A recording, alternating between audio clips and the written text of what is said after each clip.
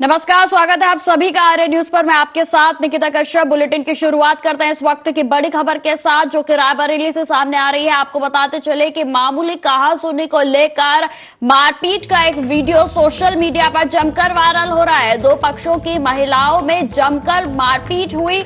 महिलाओं ने एक दूसरे के बाल पकड़कर जमीन पर पटका। वहीं आपको बताते चले कि मारपीट में दोनों पक्षों की कई महिलाएं जो है वो घायल हुई हैं। मारपीट का वीडियो अब सोशल मीडिया पर पूरे तरीके से वायरल हो गया है। वहीं आपको बताते चले कि सरेनी थाना क्षेत्र का यह पूरा मामला बताया जा रहा है। तो इस वक्त की बड़ी खबर हम आपको बता रहे हैं, जो कि रायबरेली से सामने आ रही है, जिसमें दो पक्षों की महिलाओं के बीच जमकर बवाल हुआ। और बवाल इस कदर तक आगे बढ़ता गया कि दोनों पक्षों की जो महिलाएं हैं वो हाथापाई पे उतर आई, और जिसमें कि आप देख सकते हैं कि किस तरीके से दोनों पक्षों की जो महिलाएं हैं वो एक दूसरे के साथ मारपीट कर रही हैं। आपको बता दें कि जो जानकारी के अनुसार महिलाओं की मामूली बात पर जो है वो कहासुनी हो गई थी, और जिसके बाद जो कहासुनी है वो मारपीट में तब्दील हो गई। तो इस वक्त की बड़ी खबर हम आपको बता रहे हैं, जो कि रायबरेली से सामने आ रही है। महिलाओं ने एक दूसरे के बाल पकड़कर जो है एक दूसरे को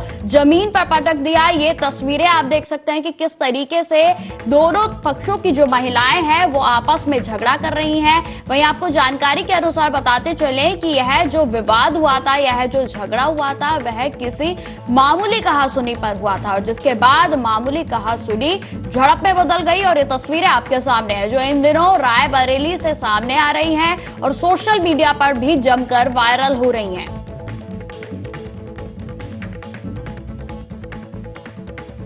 तो इस वक्त की बड़ी खबर हम आपको बता रहे हैं, जिस तरीके से आज के दौर में सोशल मीडिया का जो लगातार बढ़ता जा रहा है, विस्तार हो रहा है, तो उसी बीच अब जो है सोशल मीडिया पर तमाम तरीके की वीडियो जो है वो सामने आती हैं, और जिस पर वायरल होने में भी समय नहीं लगता। यही तस्वीर जो है हम आपको दिखा रहे हैं, जो कि रायबरेली से सामने आ रही है, जो कि इन दिनों अब वायरल हो चुकी है। वायरल इन तस्वीरों में आप देख सकते हैं कि किस तरीके से दो पक्षों की महिलाओं के बीच जो है विवाद हो जाता है। मामूली कहासुनी को जो है विवाद होता है, और विवाद किस तरीके से मारपीट में बदल जाता है। ये तस्वीरें जो है वो झगड़े की हैं, जो कि मामूली कहासुनी को हुई थी। वहीं आपको बताते चले कि इसमें कई महिलाएं जो है वो गंभीर रूप से घायल हुई हैं, और जिनका अस्पताल में उपचार जारी है। वहीं आपको बताते चले कि इस विवाद के चलते कई महिलाएं, यानी कि दोनों पक्षों की तरफ से कई महिलाओं को चोटें आई हैं, और जिसके बाद उनकी चोटें जो है वो गंभीर, उनको देखते हुए अस्पताल में भर्ती कराया गया, और जहां उनका इलाज अभी भी जारी है। तो इस वक्त की बड़ी खबर हम आपको बता रहे हैं, जो कि रायबरेली से सामने आ रही है, और जहां पर एक विवाद हो गया, महिलाओं के बीच जो है मामूली कहासुनी को लेकर झगड़ा हो गया। इसी खबर पर अधिक जानकारी के साथ हमारे साथ ओम शंकर शुक्ला जी हमारे साथ जुड़ गए हैं। तो ओम शंकर जी, किस तरीके से जो है ये विवाद हुआ? हाँ, ये सरेनी थाना क्षेत्र के अंतर्गत एक खिलौली गांव पड़ता है। वहाँ दो महिलाओं में बच्चों को लेकर किसी बात पर जो है वो कहासुनी हो गई, और देखते देखते जो है ये कहासुनी मारपीट में बदल गई, और दोनों पक्षों की महिलाओं ने एक दूसरे के बाल पकड़कर जो है वो मारपीट शुरू कर दी है, जिसका वीडियो बनाकर किसी ने सोशल मीडिया पर वायरल कर दिया है। हालांकि वीडियो वायरल होने के बाद जो है पुलिस का यह कहना है कि अभी किसी पक्ष से तहरीर नहीं मिली। अगर तहरीर आती है तो विधिक कार्रवाई की जाएगी। बिल्कुल, जो ये मामला है वो कब का बताया जा रहा है ओम शंकर जी? ये आज सुबह का ही मामला बताया जा रहा है, और जो है पुलिस जो है तहरीर का इंतजार कर रही है। लेकिन जिस तरह से महिलाओं के दोनों पक्षों में मारपीट हुई है, और उस वीडियो में साफ दिख रहा है कि छोटे छोटे बच्चे भी जो है वो जो है वहां पर खड़े हुए हैं। हालांकि 2 से 3 महिलाओं को चोटें भी आई हैं गिरने के कारण जो है, लेकिन अभी पुलिस का कहना है कि तहरीर नहीं प्राप्त हुई है। अगर तहरीर प्राप्त होती है तो विधिक कार्रवाई की जाएगी। क्या महिलाओं को गंभीर चोटें आई हैं? हाँ, 2 महिलाओं के हाथों में चोटें लगी हैं, पैरों में लगी हैं, एक के सर में चोटें लगी हैं। तो निश्चित जो है ये एक बड़ी दुखद घटना थी, और बात ऐसी बात नहीं थी। सिर्फ बच्चों को लेकर दो पक्ष महिलाओं में कहासुनी हो गई, और देखते देखते मारपीट शुरू कर दी गई है। हालांकि पुलिस तहरीर का इंतजार कर रही है। ठीक है ओम शंकर जी, आप लगातार हमारे साथ बने रहिए।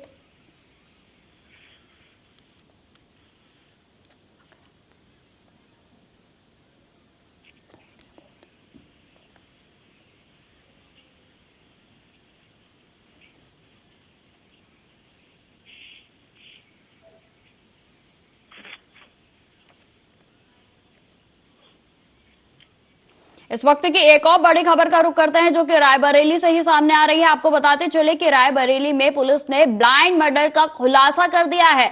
दोस्त ही निकला दोस्त का कातिल। तो इस वक्त की बड़ी खबर हम आपको बता रहे हैं जो कि रायबरेली से ही सामने आ रही है, जिसमें एक ब्लाइंड केस का पुलिस ने खुलासा कर दिया है। आपको बताते चले कि एक ही लड़की से दोनों बात करते थे।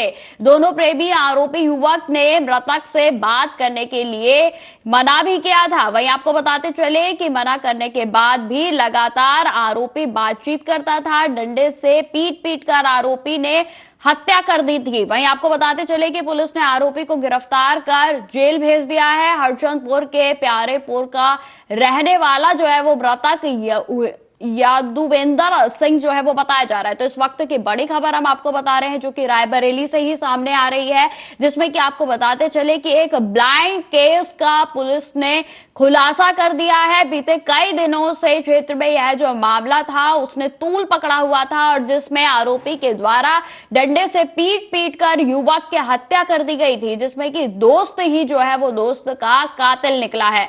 तो इस वक्त की बड़ी खबर हम आपको बता रहे हैं। वहीं आपको बताते चले कि इसी खबर पर अधिक जानकारी के साथ हमारे साथ लगातार ओम शंकर जी बने हुए हैं। तो ओम शंकर जी, क्या था पूरा मामला? जी हाँ, ये हिमांशु और अमन दोनों दोस्त थे और दोनों एक ही लड़की से बात करते थे, जिसको लेकर कई बार आपस में कहासुनी हुई है। लेकिन हिमांशु जो है वो 14 जून को अमन को लेकर अपने साथ गया और वह जंगल में ले जाकर डंडों से पीट कर उसकी हत्या कर दी। उसके बाद जो है वो घटनास्थल से फरार हो गया है। हालांकि परिजनों ने हिमांशु और अमन दोनों की गुमशुदगी की रिपोर्ट दर्ज कराई थी, लेकिन चूंकि 15 जून को अमन की लाश बरामद हो गई थी और हिमांशु का कुछ पता नहीं चल रहा था, इस वजह से पुलिस को उसके ऊपर शक हुआ है। और जो है पुलिस ने जब उसको गिरफ्तार करके कड़ाई से पूछताछ की है तो उसने पूरा जुर्म जो है वो कबूल लिया। उसका कहना था एक ही लड़की से हमारे मना करने के बाद ये बात करता था, इस वजह से वो नाराज रहता था और इसी को लेकर घर से बुलाकर जो है जंगल में ले जाकर डंडों से पीट पीट कर उसकी हत्या कर दी और घटना को अंजाम देकर जो है वो मौके से फरार हो गया। कितने दिन पहले की घटना थी ओम शंकर जी ये?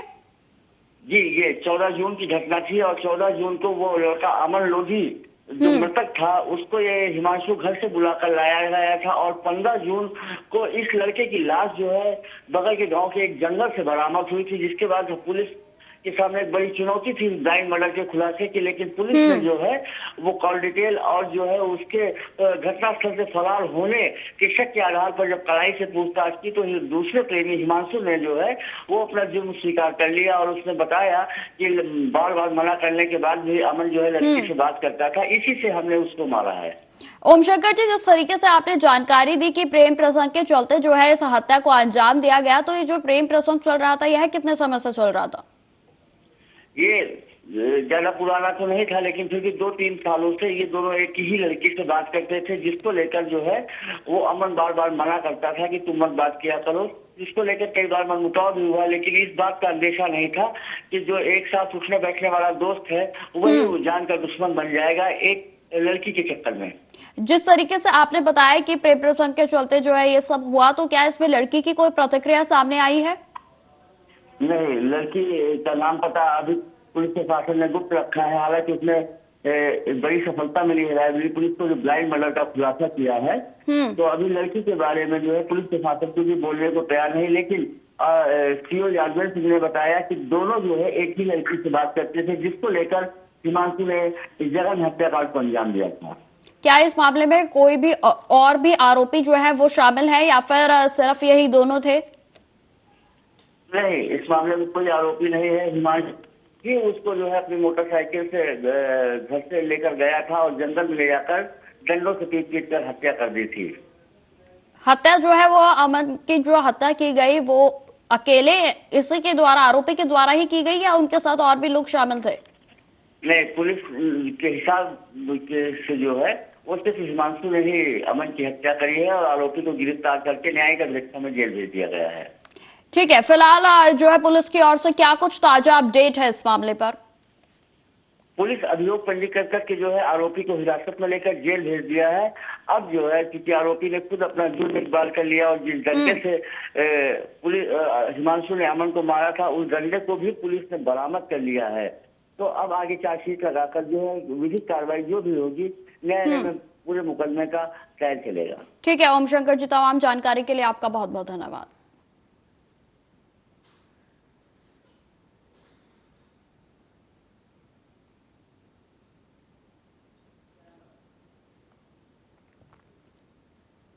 खबरों में आगे बढ़ते हैं। दिल्ली में पेयजल संकट के बीच पानी को लेकर राजनीति भी तेज हो गई है। दिल्ली के जल मंत्री आतिशी ने दिल्ली कमिश्नर से शहर में पानी की मुख्य पाइपलाइनों की सुरक्षा की मांग जो है वो की गई है। वहीं आपको बताते चले कि आतिशी ने आरोप लगाया है कि दिल्ली में जल संकट की स्थिति और बिगाड़ने के लिए साजिश और मुख्य पाइपलाइन को काटकर नुकसान पहुंचाने का षड्यंत्र किया जा रहा है। उन्होंने बताया कि साउथ दिल्ली में पाइपलाइन के 6 बोल्ट काटे गए और इस षड्यंत्र के कारण साउथ दिल्ली में रविवार को 25% पानी कम आया।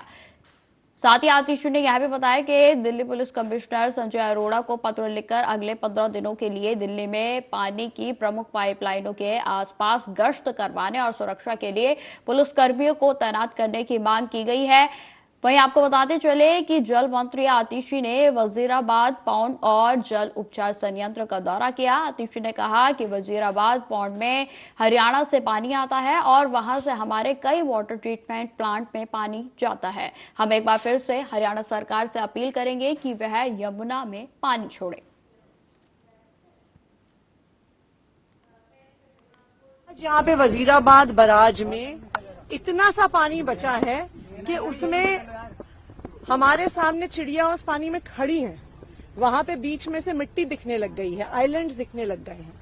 तो जो सारा पानी यहाँ से वजीराबाद वाटर ट्रीटमेंट प्लांट जाता था, चंद्रावल वाटर ट्रीटमेंट प्लांट जाता था, ओखला वाटर ट्रीटमेंट प्लांट जाता था, इन तीनों वाटर ट्रीटमेंट प्लांट्स में पानी के प्रोडक्शन की अब समस्या हो रही है। हम तो एक बार फिर हरियाणा से अपील करेंगे कि दिल्ली वाले बहुत परेशान हैं। हम हरियाणा से अपील करेंगे कि वो यहाँ पर यमुना में पानी छोड़ें, क्योंकि वो जब तक यमुना में पानी नहीं छोड़ेंगे दिल्ली में पानी की कमी लगातार बनी रहेगी। दिल्ली में पानी का प्रोडक्शन यमुना के पानी से होता है। वो पानी एक हिस्सा पानी यहाँ पे वजीराबाद बराज पे आता है, दूसरा मुनक कनाल से बवाना कॉन्टैक्ट।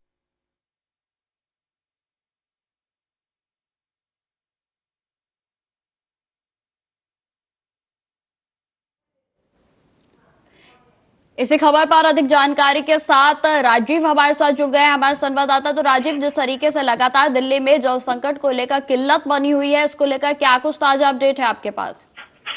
देखिए, यहाँ पर बात करें जिस तरीके से लगातार दिल्ली के अंदर गर्मी बढ़ रही है, वैसे वैसे ही पानी की कमी भी जो देखने को मिल रही है। मगर यहाँ पर बात करें आम जनता की, तो आम जनता जो है वो पानी के लिए तरसती हुई नजर आ रही है। पानी जो है उनकी पहुंच से बाहर होता नजर आ रहा है। मगर यहाँ पर बात करें दिल्ली के अंदर लगातार राजनीति भी देखने को मिल रही है, क्योंकि पानी का मुद्दा जो है वो इतना ज्यादा गर्मा चुका है कि एक दूसरे की पार्टियों के ऊपर आरोप लगाए जा रहे हैं। आम आदमी पार्टी जो है वो हरियाणा सरकार के ऊपर आरोप लगा रही है कि वो उनको पानी जो है वो नहीं दे रहे हैं। हरियाणा सरकार कहती है कि दिल्ली को जितना पानी चाहिए हम उतना पानी दे रहे हैं। मगर यहाँ पर सुप्रीम कोर्ट की फटकार के बावजूद भी कहीं ना कहीं टैंकर माफियाओं पर लगाम लगाने के लिए दिल्ली सरकार की तरफ से जो कोशिश होनी चाहिए थी, वो कोशिश जो है देखने को नहीं मिल रही है। और खुद दिल्ली सरकार की तरफ से भी कहा गया है कि अगर वो टैंकर माफियाओं पर लगाम लगाते हैं तो फिर जनता तक पानी जो है वो नहीं पहुंच पाएगा। मगर यहाँ पर जिस तरीके से लगातार पानी के लिए आम जनता जो है वो परेशान हो चुकी है, गर्मी की वजह से पहले ही त्राई कर रही है और पानी की वजह से और ज्यादा संकट जो है वो बनता हुआ नजर आ रहा है। और ये कुछ बात करें तो यहाँ पर लगातार दिल्ली के अंदर बिजली संकट भी अब बनता नजर आ रहा है, जिसकी वजह से जनता जो है वो दोहरी नहीं तेरही मार से जो है अब परेशान हो चुकी है। जी राजा, जिस तरीके से आपने बताया कि लगातार आम आदमी पार्टी की ओर से हरियाणा सरकार पर जो है पानी को रोके जाने के आरोप लगा रहे हैं, वहीं अगर जमीनी हकीकत की बात की जाए तो इस बात में कितनी सच्चाई है? देखिए, यहाँ पर बात करें दिल्ली सरकार की, तो दिल्ली सरकार बार बार हरियाणा सरकार के ऊपर ठीकरा फोड़ती है कि हरियाणा सरकार जो है वो पानी की जो है उनको नहीं दे रही है, पानी कम दे रही है। इसकी वजह से कहीं ना कहीं दिल्ली के अंदर जल संकट बना हुआ है। मगर यहाँ पर दिल्ली सरकार की भी जिम्मेदारियां बनती हैं कि दिल्ली की जनता को, अगर दिल्ली जनता ने जिस तरीके से चुनकर उनको सरकार के अंदर बिठाया, तो कहीं ना कहीं उनकी जिम्मेदारी बनती है कि दिल्ली की जनता की परेशानियां जो है वो दूर की जाए। मगर यहाँ पर पानी को लेकर जिस तरीके से जनता त्राही कर रही है, दूसरी तरफ लाइनों के घंटों की लाइनें लगती हैं, फिर टैंकर 1 या 2 आते हैं और उसके बावजूद भी 10 से 5 मिनट के अंदर टैंकर जो है वो खाली हो जाते हैं। तो इससे कहीं ना कहीं साफ जाहिर है, कहीं ना कहीं दिल्ली सरकार जो बार बार कह रही है कि हम दिल्ली की जनता के लिए कोशिश कर रहे हैं, मगर वो कोशिश जो है ग्राउंड लेवल पर बिल्कुल भी देखने को नहीं मिल रही है। और जनता जो है वो ये नहीं समझ पा रही है कि दिल्ली सरकार सही बोल रही है या फिर हरियाणा सरकार सही बोल रही है, मगर जनता जो है कहीं ना कहीं परेशान हो चुकी है और उनको तो सिर्फ गर्मी से राहत पाने के लिए पानी की जरूरत है। और पानी जिस तरीके से नहीं मिल रहा है उससे तो कहीं ना कहीं लगता है कि दिल्ली की जनता जो है आने वाले विधानसभा चुनाव के अंदर कहीं ना कहीं अपने वोट के माध्यम से सरकार को अच्छा मैसेज जो है वो दे सकती है। जी बिल्कुल राजीव, अगर इस बात की जाए तो आम आदमी पार्टी की ओर से देखिए समर प्लान भी नहीं बनाया गया, क्योंकि हर साल गर्मी आती है लेकिन हर साल जो है पानी की किल्लत होती है। राजीव देखिए, बिल्कुल सही कहा। यहाँ पर दिल्ली सरकार की बात करें, यानी कि आम आदमी पार्टी की बात करें, तो 2014 के अंदर सत्ता के अंदर आई थी और उसके बाद से ही कहीं ना कहीं दिल्ली की गर्मी जो है वो कहीं ना कहीं सबसे ज्यादा मानी जाती है। और दिल्ली की गर्मी जब भी आती है तब कहीं ना कहीं दिल्ली सरकार की नींदें खुलती है और जनता जब पानी के लिए तरसती है तब कहीं ना कहीं दिल्ली सरकार कहती है हम कोशिशें कर रहे हैं। और पहले भी कहीं ना कहीं दिल्ली सरकार के मुख्यमंत्री अरविंद केजरीवाल के द्वारा तब भी कहा गया था कि बारिश का पानी भी जमा करने के लिए प्लांट बनाए जाएंगे, उसके लिए भी कहीं ना कहीं दिल्ली, ताकि दिल्ली की जनता को पानी के लिए तरसना ना पड़े। मगर यहाँ पर दिल्ली सरकार की एक और कमी जो है वो देखने को मिल रही है। दिल्ली के अंदर बोरिंग पाइपलाइन जो है वो बिछाई गई थी जो जनता के पैसे की थी, और मगर यहाँ पर उन पाइपलाइनों का भी इस्तेमाल नहीं किया जा रहा है। उसके अंदर मोटर और बूस्टर वगैरह भी लगाए गए थे, तमाम कोशिशें की गई थी ताकि दिल्ली की जनता को पानी से राहत मिल सके। मगर दिल्ली की जनता जो है वो पानी के लिए तरसती नजर आ रही है। अगर दिल्ली सरकार चाहे तो कहीं ना कहीं 80% पानी जो है वो बोरिंग पाइपलाइनों के द्वारा दिल्ली की जनता तक पहुंचाई जा सकता है घर बैठे। जी राजीव, जिस तरीके से आपने बताया कि टैंकर के द्वारा जो है लोगों तक पानी को पहुंचाया जा रहा है, लेकिन अगर जमीनी हकीकत की बात की जाए तो टैंकर जो है वो कितना पानी जो है लोगों को मुहैया करवा पा रहा है? देखिए, यहाँ पर बात करें, दिल्ली सरकार की तरफ से है कि हेल्पलाइन नंबर भी जारी किया गया है जिसके माध्यम से टैंकरों की मदद से पानी जो है वो इलाके के अंदर पहुंचाया जाता है। जहां पर ये मान के चलिए अगर किसी इलाके के अंदर अगर 500 घर है तो वहां पर एक टैंकर भेजने से कहीं ना कहीं दिक्कतें जो है वो खत्म नहीं होने वाली है। और एक टैंकर या 2 टैंकर पहुंचते भी हैं तो पानी की किल्लत जो है वो इतनी ज्यादा होती है, लोग जो है टैंकरों के ऊपर चढ़कर ही पानी को भरने की कोशिश करते हैं। कई बार लोग व्यक्ति जो है वो गिर भी जाते हैं जिस वजह से चोट भी लगती है। मगर यहाँ पर दिल्ली सरकार जिस तरीके से कह रही है कि टैंकरों की मदद से पानी पहुंचाया जा रहा है, मगर वो पानी भी हकीकत में कहीं ना कहीं कम पड़ता नजर आ रहा है। जी बिल्कुल राजीव, तमाम जानकारी के लिए आपका बहुत बहुत धन्यवाद। तो फिलहाल इस बुलेटिन में इतना ही। देश दुनिया की तमाम खबरों की जानकारी के लिए बने रहे हमारे साथ। नमस्कार।